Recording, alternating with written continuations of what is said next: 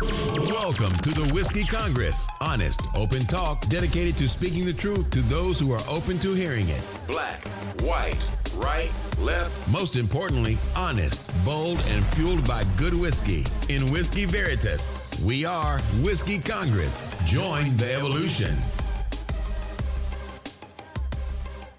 Okay, so welcome back to Whiskey Congress. This is our bonus episode. We're going to talk about sports and talk about me losing a bet. Fine, I lost the fucking bet. So we had a bet, we had a disagreement about what the actual nature of the bet was, but regardless, we don't disagree that what I said You lost it, so it was your responsibility to go back because we did it on the air. Okay. It was your It doesn't matter. responsibility to go back. I know what I intended to bet on, and I know that I was wrong. Okay. So I was wrong, you were right. Just lay out the parameters. I said Kevin Durant would not get a max deal this year, so he would stay on the Golden State payroll, get paid $31 million to rehab his Achilles tendon, because no one's going to pay a guy a max deal when he's on the shelf for an entire season. Well, the Brooklyn Nets proved me wrong. They gave him a 4-year, $141 million deal. Is that correct? 141? Like yep. And they also signed Kyrie to a max deal, Kyrie Irving. Mm-hmm. So they signed 2 of the top 10 players in the league right now. Is that fair? Yep. I mean, top 15, whatever. Two top 20 players in the league. Okay.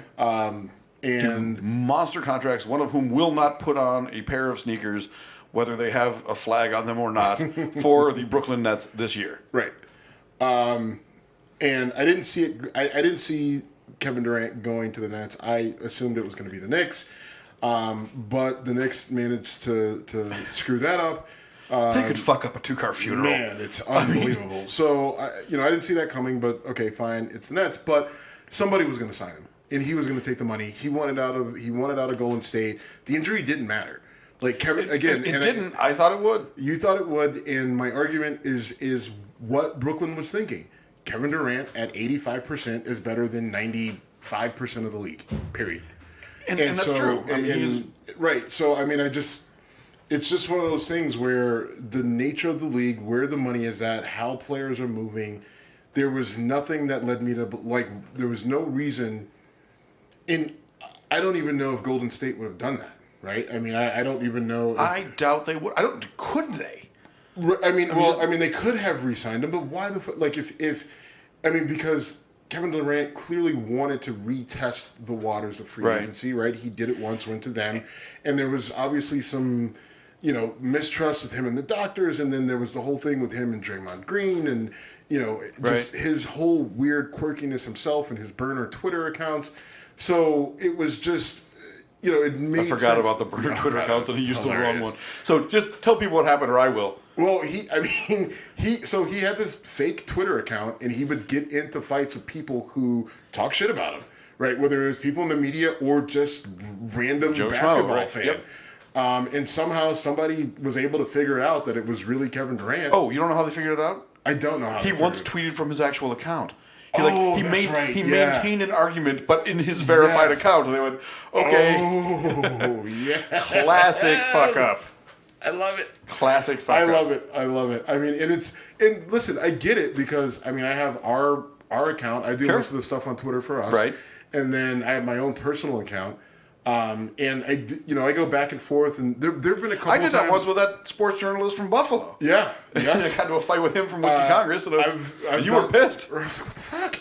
And then, I've done it a couple times, like nothing salacious or anything like that. Although I think there've been a couple times I've followed some questionable people. Yes, you have. Now I followed O.J. Simpson.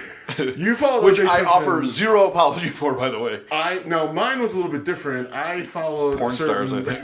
Yes. No, you DM'd fucking Stormy Daniels. Well, but that was. I wanted her to come on the show. I would love to have her come on the show. I DM'd Stormy Daniels to come on the show. That was legit. I figured out, why not? I only found out about it when it came up on the show, though. Well, yeah, but I mean, because it wasn't a point. I wanted to do it, and then if there was any traction, then let's do it. But Stormy, you're still welcome. Right. I mean, she's more than welcome. I just feel like the more I think about it, I just feel like Ohio's not her thing. Right. Because she was arrested here. Call us from California. True. But the burner accounts are hilarious. Now that being said, I told you. You did, yeah. We both put our money down, so we said roughly a $75 bottle of whiskey. is owed by the loser of the bet. I lost the bet. I have not purchased the whiskey yet, but I will. I'm a man of my word. But, all right, so we're through that. Now, speaking of the NBA has gone through a major overhaul this week.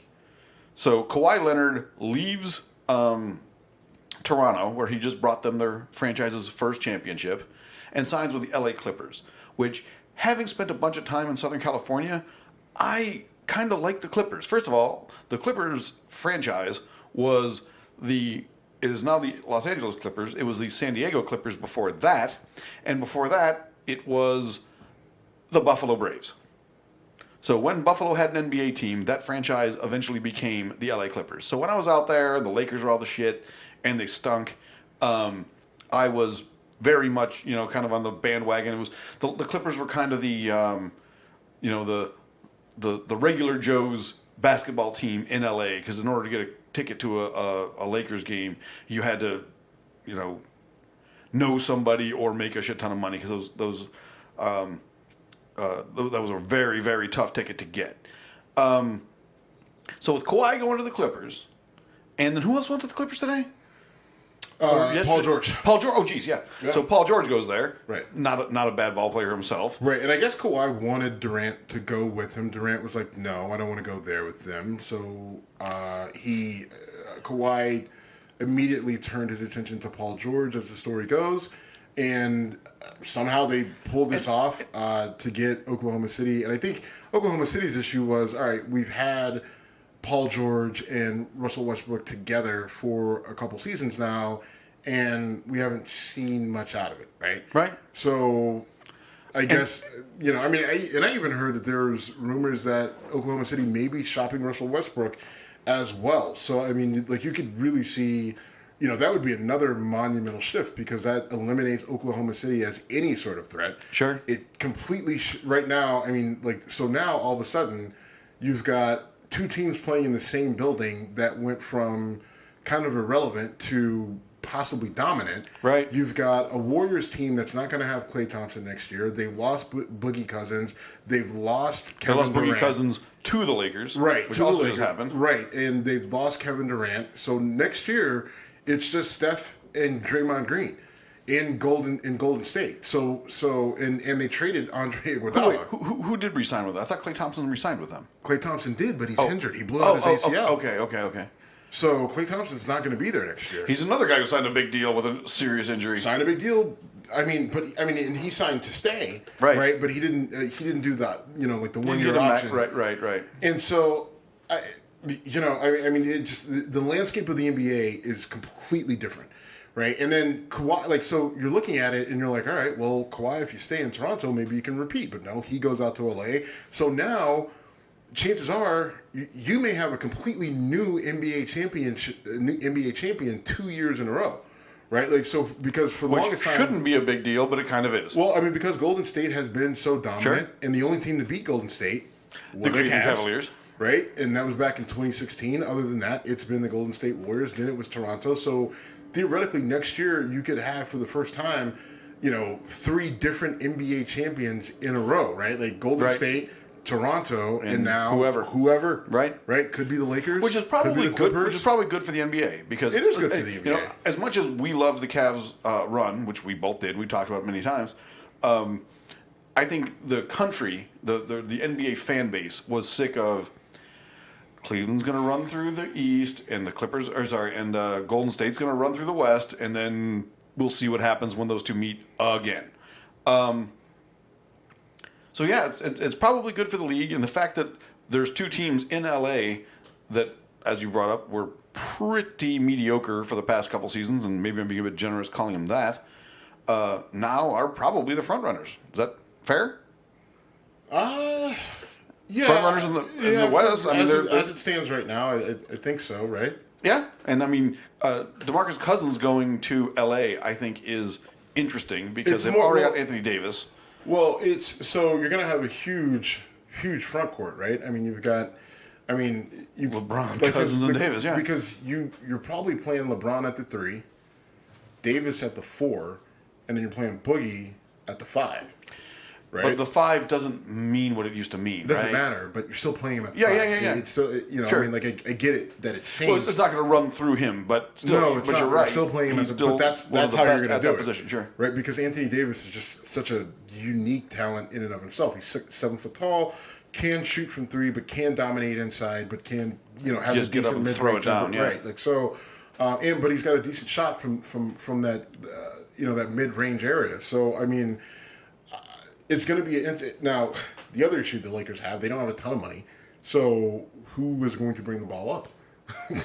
Right? Well, LeBron does. could, but yeah. you're still going to need a couple guards. Yeah, And a bench. You're going to need a couple guards and some guys on the bench. So there's going to be 4 guys making the NBA veteran minimum. Right, I'll volunteer. Me too. I'll volunteer. I can cheer on LeBron very well. I'll go out there and foul somebody. One of us has cheerleading experience. That's true. All right, snuck that in there. I don't know it's why. Not and it's not you. So anyway, yeah, interesting week in the NBA. And then we were out having a beer and a shot or two the other day, and I'm watching Wimbledon, and I see this black woman celebrating a victory, and I had no idea who she was. Her name is Coco Gauff, and I'm watching her win. She had just got another round of 16. And they showed her age. She is 15 years old in the round of 16 at Wimbledon, which I find fucking amazing. Now, as I was going off, like, that's incredible, they put up a stat, and there have been like 6 women under 16 since the late 90s who have gotten to the round of 16 in Wimbledon, at that age. So it is not as earth-shaking as I was originally treating it as, because I was just in awe of the fact that this girl was doing as well as she was.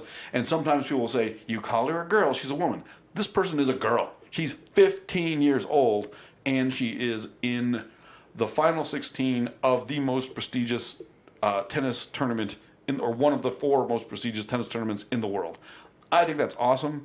There have not been a lot of male or female tennis players to really, capture the stage and catch people's attention in a long time. And this girl could be the next one. So I'm kind of excited to see where it goes. I am excited to see where it goes. And I think there's even a broader socio-political statement here. Venus and Serena were so transcendent, right? I mean, sure. They're 2 black girls they're dark-skinned, they're unapologetically black. They embrace who and what they are, and have just been amazing for tennis as a whole, amazing for U.S. tennis, and specifically for black girls that want to play tennis. And you've seen for the United States the last couple of girls that have been, kind of thrust into the spotlight because of their, ability to play, whether it's at the U.S. Open or Wimbledon. Like the last 3 or 4 have been, black girls, or the Williams were so dominant for so long. Yes, but what I'm saying is she biracial? I don't even know. No, she's black. Okay, she's black. Then there was, oh my God, and I watch some women's tennis, but not a lot. But the last 3 girls, I think, that have really kind of their name that have been very competitive lately have all either been, black or biracial or something along those lines. But something that you weren't seeing in tennis 20 years ago. Right. Right. Now, mind you, the Williams sisters have been around for almost 20 years. Almost 20 years. Yep. But so we'll say 30 years. Back when it was Steffi Graf and it was Martina Hingis and it was Chris Everett. Chris Everett. That's even right. before Before those them, girls. But when the highlight of tennis was, who was the one girl who never won? Martina Navratilova? No. Anna Kournikova. Anna Kournikova, and the other one, the tall blonde one that got suspended for doping or whatever. Martina Hingis? No, not Martina Hingis. She was. Oh my God. I mean, Anna Kournikova was a perfect example. She of, was right, of just she was there because she was just plain hot. So Maria Sharapova. Yes. Maria Sharapova. Yes, she was the other one. And now Maria Sharapova was a relatively effective player. Yeah. I think she won a couple of big tournaments, but that's what tennis was for a little bit, right? It's just like, all right, let's just focus on whoever's the most attractive, and that's how we'll sell the sport. And then the Williams sisters come in, and they just dominate, right? Yep. It's just like, I don't give a fuck what you look like. You are just killing it, right? I mean, no one could return their serves. No one could just match their overall strength and athleticism, and they dominated. And they were one of the weird cases where Venus comes along first and dominates. Yep. And there have been so many times in sports history where an athlete comes on and just is phenomenal, and then they have a sibling, and everyone says, "Well, they're even better than so and so." And they're not. And then, but Serena actually was right. Like she, and their father had said a long time ago that Serena was the better one, and just wait till she gets old enough. And he was right. Right. But they get said all the time, right? I mean, you're Wayne right. Gretzky had a brother. That's fine. That's way off the point. So what I'm but the point is that Serena is still one of the most dominant players in the world, right? And the most accomplished tennis player ever. I'm not going to redo the whole female tennis player ever, but in terms of career accomplishments, she is the most accomplished tennis player in history. Right. And, the girl that... Coco Gauff? Coco Gauff. She actually beat Venus. Right? Which is really interesting, right? Venus is 40. Yeah, I think me and Venus are around the same age. Right. So or she's got to be close to it. Late 30s. She's somewhere between 38 and 40. Right. But that's interesting. One, I think Venus. Why don't we just go ahead and use this as a passing of the torch, and be done? I disagree with you. Why? If you're, I understand what you're saying, but if you're Venus, you're like, fuck it, I'll go out when I'm done. I don't know. She get paid for losing in the first round. Yeah, she gets paid something. Oh, okay. But also, you know what? I'm just saying, Venus, do you? If you want to go out there and play, it's merit-based. Come on, man. How many athletes have you seen? Yeah, but still, she was a great player. She's not a great player right now. Apparently not. I'm not sure when the last time she's been in contention for anything. It wasn't that long ago. It was not. It was within a couple years. It's been a while since Venus has been in contention for a major. Okay. I thought you made a deep run a couple years ago, but okay, fine. But a couple years ago, she's approaching fucking 40. Right. Like, just fucking hang it up. Ageist. Fine, I don't care. Like, that's sports. But fine. It's about sports. But I'm saying, don't hang it up. Just play as long as you want to play. Especially tennis. You're not getting hurt playing tennis too long, right? It's not like boxing. It's not like boxing, right? When people stay too long at the fair at boxing, they get their brains scrambled. You get your brain beaten. That's fair. But in football but. I don't know. I just you hate to see it. I just would kind of like her just to kind of like stop. Like she has so much to offer to the game outside of playing. Okay. I think, and just in general, right? These girls have a shit ton going on between Venus and Serena. They got fashion lines, all this other stuff, and I think that there's more she can offer to the game, not playing, and being one of the all-time greats. She could really offer a lot of perspective, and I think it would be good to have her, right? Like, everyone who talks about tennis right now, everyone who talks about tennis on TV is white, right? Like, that's another place where she could kind of break a barrier and be the analyst a person that comes with a perspective of a black athlete, which I think is different, especially in a sport that's dominated by white people. Yeah. Right? Like, she could really bring a different perspective. So why don't you come to this side? Stop getting beat by 15-year-olds and that do 15-year-old is beating a lot of people. Though. Fair, but but that 15-year-old wouldn't have beaten 25-year-old Venus. I will say probably not. Okay, I don't know. All right, and the thing is lack of knowledge. I don't know how Coco Gauff's game is. Okay, but Venus. All right, can we agree that her game isn't what it was? Oh, absolutely, of course. All right, okay. So, all right, but her sister Serena, who isn't that much younger, is still very, very effective. Yep. Right, she has her breakdowns in her game, but she's still good for two major titles a year, right? So I mean, she just had a baby a year ago, which is one of the weird things about women's sports, right? I mean, Serena is the first athlete I know of to have a child and then come back and compete at the highest levels again. Right. I mean, maybe it's happened in the WNBA. I don't know. I mean, Gauff, I'm sure, right? I can't think of anybody. You're probably right, but I can't think of anybody. I don't know. I mean, I don't. Of course, no one pays attention to women's golf. I don't know anything about women's golf, but I'm sure. I know Michelle Wie does not have any kids, nor has she competed for a title. I don't know. I mean, I don't know women's golf. So the only reason I said that because I can't name another current women's golfer, or even if Michelle Wie is still current. To be honest with you. Okay, we're going down a way we don't need to go. Yes, we don't. Yes, we are. But listen, good for Coco Gauff. Excited for her.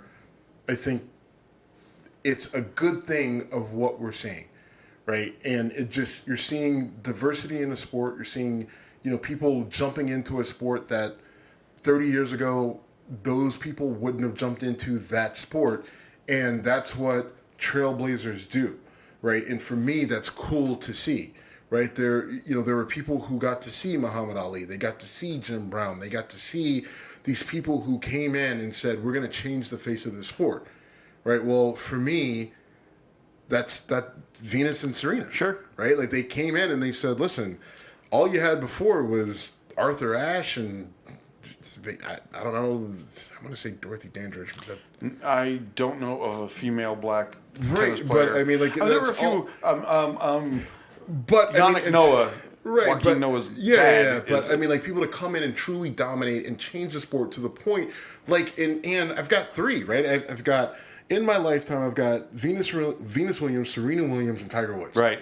I was going to make that comparison. That literally changed a sport completely, right? And immediately almost diversify it, and then create. Well, I mean, it didn't happen so much with golf in terms of black golfers coming up and being competitive. No, I mean, no, it didn't. But it did change black people's interest in watching the sport of golf. Yes, but I mean, but to the point where now we're seeing, and I should know these girls' names, but I know that there are multiple young black girls that are in golf competitive that have been in major tournaments, and they all say, "Listen, I grew up watching Venus and Serena, and this is all I wanted to do, and now I'm playing against Venus and Serena."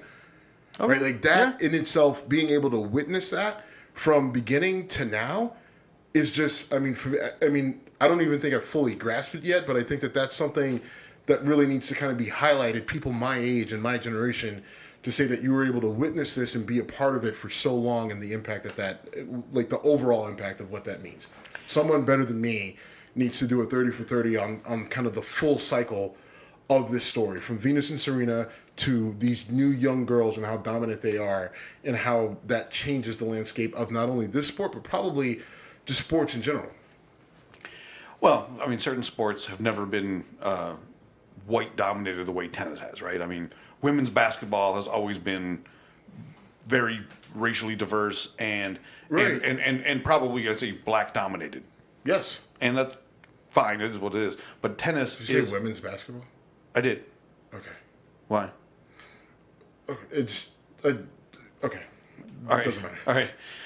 Well, I mean, all right, men's basketball too. Right. That's just all right, basketball. But we were focusing on women's sports. I mean, I think but I do think Venus and Serena, just when you change a sport like that is dominated by one specific culture, and then you come in and you dominate it, and then you bring other people like you into the sport that not only are in it, watching it and talking about it, but are actually effective in it and garnering news attention like that, that causes shifts. It's hard to explain, right? I mean, it's kind of like weather, I guess.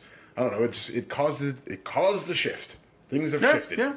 No, I think I have a better perspective of what Tiger did for golf.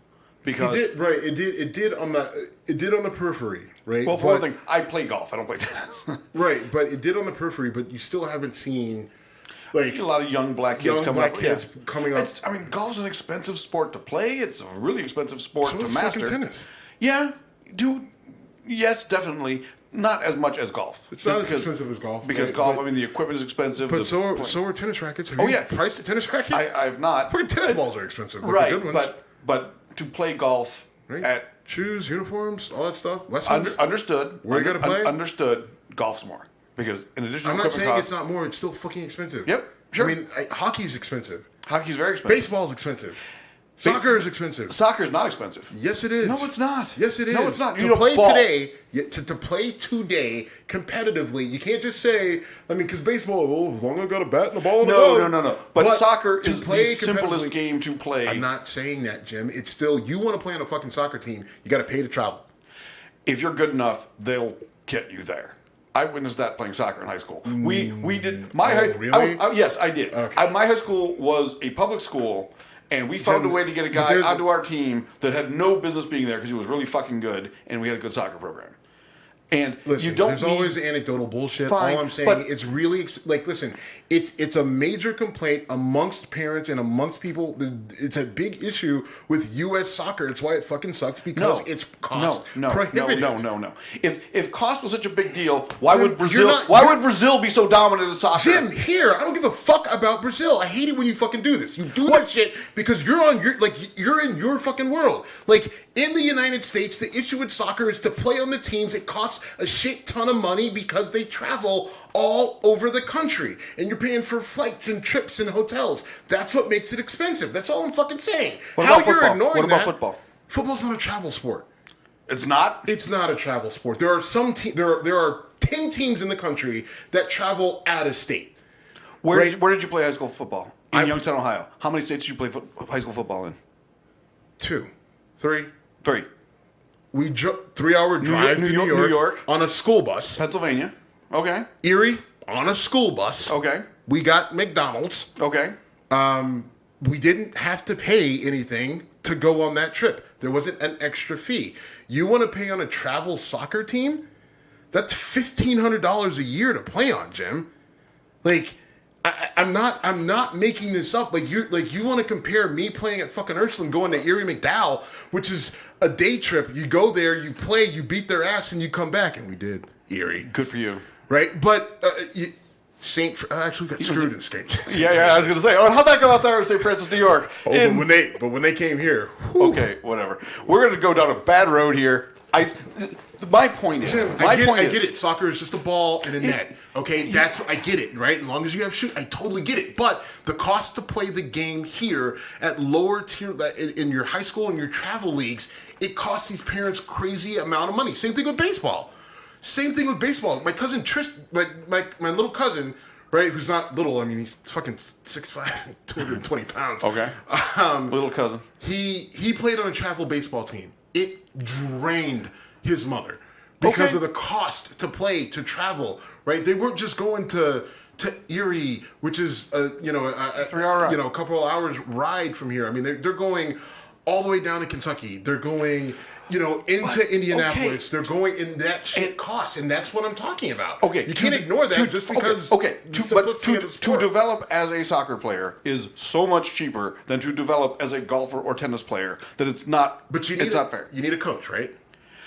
You need a coach, sure, right? And the best coaches are coaching the travel teams, right? And if you're good enough, and it's why soccer fucking sucks. I don't think that's why it sucks. I think it's because soccer is the 8th most popular sport in this country, if it's that high.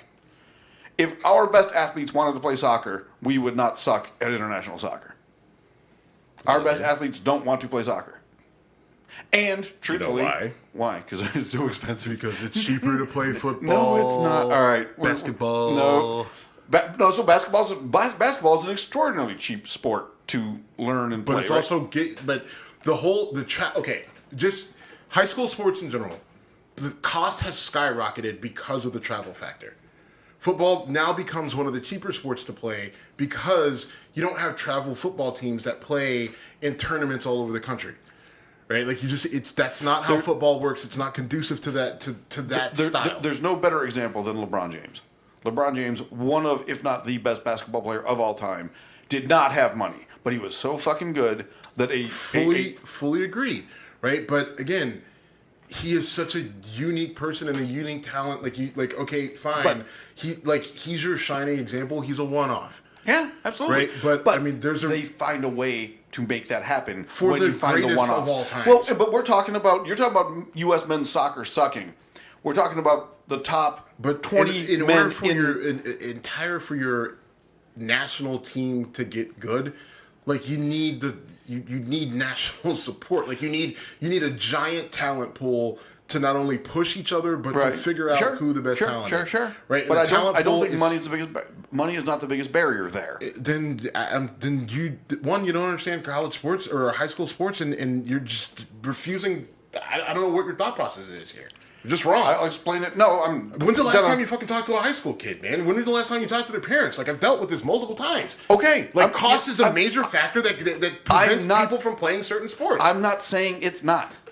Yes, the fuck you are. No, you're not listening then. Because what I'm saying is, if you're good enough at soccer... How are you going to get good enough if you're not playing the sport because it's too expensive? It's tough for me to get my point across when you keep jumping on me. I don't give a fuck. You're making a shitty point. I'm not making a shitty point. If you are good enough, you will get noticed. You will get a chance. And it's way easier in soccer, in basketball, where you don't need a ton of equipment. You don't need to rent a court. Hey, Mom, I'm a really good athlete. I want to play soccer. Sure, sweetie. Let's go to the soccer team and see how... Oh, it costs $1,500. You are not playing soccer. It costs $400 to play football. If it's more expensive... Hey, Mom, I really want to play baseball. All right, cool. Let's go to the baseball team. Oh, it costs $1,000 for you to play baseball. How much does it cost to play football? $200. Cool. You're playing football. Okay. That's how it works. And there's no... Okay, how the fuck are you going to get noticed playing soccer if you're not playing soccer? That's my point. All right. How are you going to get noticed playing a sport that if you can't play it because you can't afford to play it? And I'm saying the barrier to entry in soccer and basketball compared to the other sports we're talking about is so much lower. Now, I'm not saying at the high school, the travel leagues, sure, that's expensive. But there's way more to it than that. In high schools, you're not paying the travel fees, are you? You're paying for to be on a travel team. That's a private team. Mm-hmm. To play for a high school, you're playing for a high school. Where are the college recruiters going? Are they going to high school games or are they going to travel games? In soccer, more to travel games, probably. Where are they going in basketball? High school. Travel. High school. Travel. Okay. Did LeBron play for a travel team? Yes. Did he? Okay. I know that ESPN went to fucking St. Vincent St. Mary's. He did. He also played for a travel team. Okay. AAU. Which got more national attention? I don't fucking know. Does it fucking matter? He's no. LeBron James. Right. And I know. And you're right. I'm bringing up a one-off. But my point again. Darius Garland. Who? Darius Garland. Just got drafted by the Cavs. Okay. From? No idea. Okay. Well, from Vanderbilt. His coach at Vanderbilt was his travel league AAU team coach. Okay. That went from AAU to Vanderbilt and then said, I want him. And they recruited him, and he thus landed there. I'm sure that was completely above board. Okay. But, I mean, that's not uncommon. That's more common now. Like, these AAU coaches are now going from AAU to fucking college, right? Like, that's fucking crazy. And maybe what I'm trying to articulate, and maybe I'm doing a poor job, is that to develop your skills at golf or tennis is super fucking expensive. Yes. You can't go to a wall and play against a wall and get good. If you want to, can get good at soccer or basketball. If you removing cost, right? Removing outside cost. Just how do you get better at this game? Basic, right? Is what your point is. Yes. Okay. Right. The cost to buy golf clubs and golf shoes, and then you have to go to a fucking golf course. Yes. Okay. Yes, you're right. Tennis. A little bit cheaper, but you're still. I mean, tennis. To play against people good enough against you. Rackets are expensive. The access going to a country club is expensive, or a tennis club is expensive. Good. Yes, right. Soccer, you need a ball, you need a few people. Right. Yes. Baseball, you need a bat, a glove, all those sort of things. Baseball's tougher because you need those things. You also need at least 10 people, so you have one person batting and 9 people playing the game. Right. Football's tricky because. It's weird how you can. The equipment's expensive, and to do it at the legit level. No one buys their own equipment. It's weird, but I mean, yes. But I guess my point is, while you're right, like it's all like playing sports at a young age now the cost has increased exponentially beyond inflation. I don't doubt that. And so now, right? So now even your sports where like a soccer, which really shouldn't be that expensive, is up there with the tennis and the golf because of the cost to travel and to go Sure. to all these places and the cost of the shoe. Like shit. We were just talking about Nike and their $200 shoes. They don't discount the shoes just because they're for high school kids, right? These shoes are still crazy expensive, right? And you have to have them. Yep. Right, you have to have them. You can't you can't even find like good knockoff shoe. Like before, you can go get the Rawlings brand baseball shoes, and if you want a cleat. Now you got to have the Nike Air Force One Albert Pujols retros. Do you? Because I know a player who wore Nike shoes. Maybe the best player in college basketball this year. Highest drafted player in college basketball this year, and his Nike shoe exploded on his fucking foot. Boom! So I never said the shoe was good. Okay. I said it was fucking expensive. Okay, right, but you don't need it. If he was wearing Chuck Taylors, he probably would have been better off. Sure. Maybe. All right, can we wrap it up on that, or do you want to? Is there any other topic you'd like to go down? This is our sports bonus wrap up. It started off so nice. It did, until you made terrible points, and I had to correct you. Oh, Jim, you poor misguided kid. Poor unfortunate soul. All right, brother. This is always, hey, you know what? It's always fun talking to you. The whiskey was good tonight. It's always good. And we've only really had 2 bad whiskeys: the Lusty Claw and that shit you got from Florida. And the shit I got from Florida was given to me. The Lusty Claw, I have to own that. Right. It's funny how that comes up. We've talked about that whiskey more than any other whiskey we've had. Jim, you taunt you with that bottle. That bottle is fucking amazing. It is, but it just what was in it was so bad. And what was it in is gone. Ugh. And I jumped in front of that bullet. Ugh. I did Clint Eastwood in. No, he didn't jump in front of the bullet. You probably cured yourself of cancer by drinking that. You probably had a tumor you killed by drinking Lusty Claw. Chemotherapy just said the cancer was like, fuck this guy. Right, no. He's not worth it. It's rude. All right, this is a weird conversation. Anyway, man, always fun. Let's shut this down. This is like I said, bonus stuff anyway. So if you listen to this, we appreciate you very much, and we are out of here. Thank you. Appreciate you.